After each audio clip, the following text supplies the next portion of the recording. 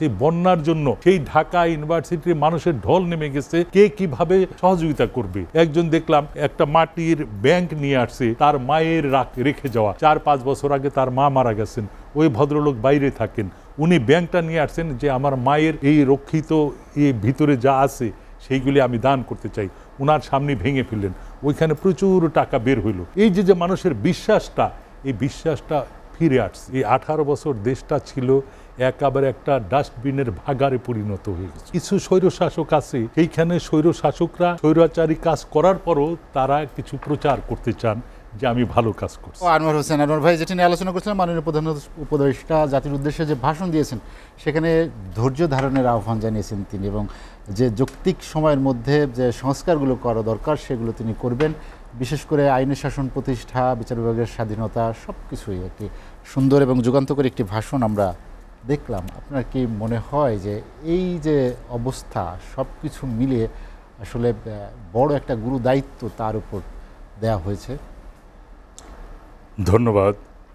আমার আজকের এই এসিটিভির প্রোগ্রামে, লাইভ প্রোগ্রামে, এখানে আমাদের সহ আলোচক দুইজন ভাই আছেন, একজন দুই রাজনীতি পার্টির দুইজন বড় কর্মকর্তা হিসাবে আমি বলবো।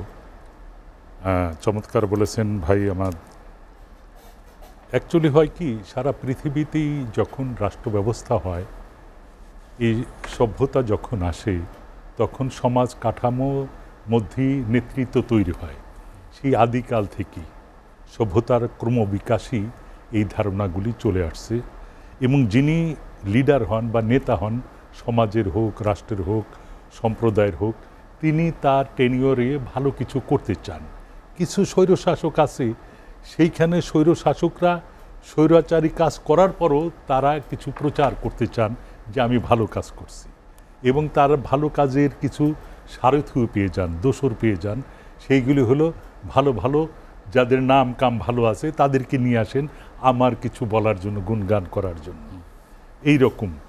তো এটা ধরেন এখন যিনি গভর্নমেন্টে আসছেন, চিফ, যেটা আমাদের ডক্টর, আমাদের এই নোবেলজয়ী ডক্টর ইউনূস সাহেব, ওনার প্রতি দেশের মানুষের খুব বেশি রকম প্রত্যাশা এবং একটা বড় বিশ্বাস জন্মে গেছে।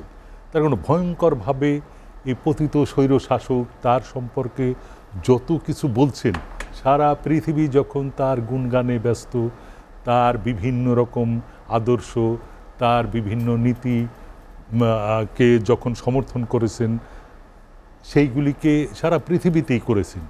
এইগুলি নিউজগুলি কিন্তু দেশের মানুষের কাছে আসছে, শুধু আসে নাই বা দিতে দেয় নাই হলো এই পতিত স্বৈরশাসক। তো যার জন্য তার প্রতি একটা বড় বিশাল একটা প্রত্যাশা আছে। স্টুডেন্ট বলেন, গার্জিয়ানরা বলেন, সাধারণ জনগণ বলেন, ইভেন কি যারা রাজনীতি করেন, আমরা তো যেহেতু এই দেশেরই মানুষ, রাজনীতিবিদদের সাথেই কথাবার্তা হয়, সাধারণ মানুষজনের সাথে কথাবার্তা হয়, তারাও বলেন যে এদের একটু সময় দিতে হবে। সেই সময়টা অন্তত পুনর্গঠন করার জন্য, একটা মোটামুটি স্টেজে আনার জন্য।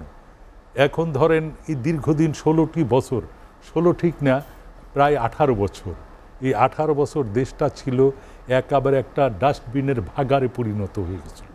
এটাকে ক্লিন করতে হইলে সেই রকমভাবে করতে হবে। এখন হঠাৎ যদি আরেকটা রাজনৈতিক দল আসবে তো অবশ্যই, তারা যখন আসবে তখন তাদের জন্য সমস্যা যে তাদের বিরোধিতা করার জন্য সুযোগ থাকবে বেশি, আর এখন বিরোধিতা করার জন্য সুযোগটা কম।